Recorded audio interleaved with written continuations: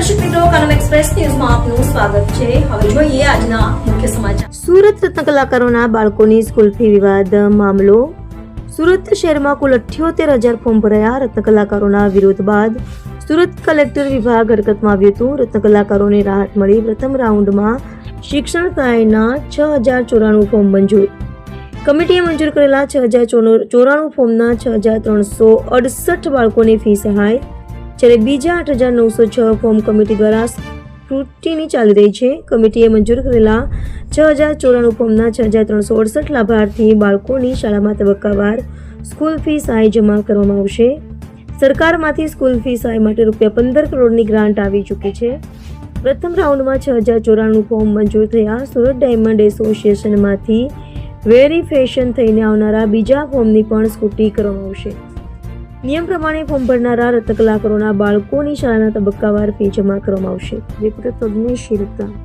રત્ન કલાકારોના ફીના મામલે કઈ રીતે દૂર કર્યા છે, કઈ રીતે આખી બેઠક થઈ કઈ રીતે આ સમગ્ર પ્રક્રિયા માનનીય કલેક્ટર સાહેબના અધ્યક્ષપણે હેઠળ યોજાતી હોય છે અને માનનીય કલેક્ટર શ્રી તેના અધ્યક્ષ છે।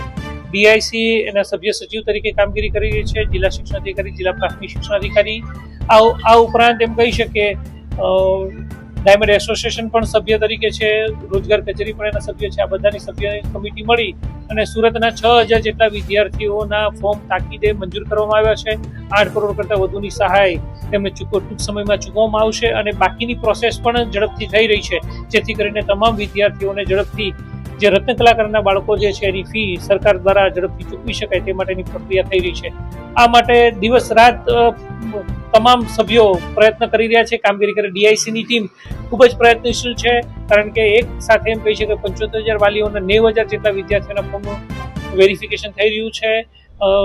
સુરત ડાયમંડ એસોસિએશન પણ આ બાબતે ખૂબ જ મહેનત કરી અને સ્ટાફ પણ એટલો બધો બેસાડ્યો છે, એટલી બધી કામગીરી કરી રહ્યા છે। પોતાનો અંગત સમય આપી અને ઉદ્યોગપતિઓ પોતે આ કામગીરી કરી રહ્યા છે। શું કરવા તો કે વિદ્યાર્થીઓના વાલીઓ, રત્ન કલાકારો જે છે, ગરીબમાં ગરીબ બાળકો, એમને લાભ મળી શકે અને તેની ફીનો સહાય સરકાર ચૂકવી શકે એ માટે પ્રયત્નશીલ છે। આ માટે ગુજરાત સરકાર પણ ખૂબ પ્રયત્નશીલ છે અને આ બાબતે સતત કલેક્ટરશ્રીનું માર્ગદર્શન મળી રહ્યું છે, જેથી કરીને ગુજરાતની અંદર સુરત સૌ પ્રથમ આ વિદ્યાર્થીઓને સહાય ચૂકવશે। પ્રથમ તબક્કામાં છે, બીજા તબક્કે કઈ રીતે યોજાશે?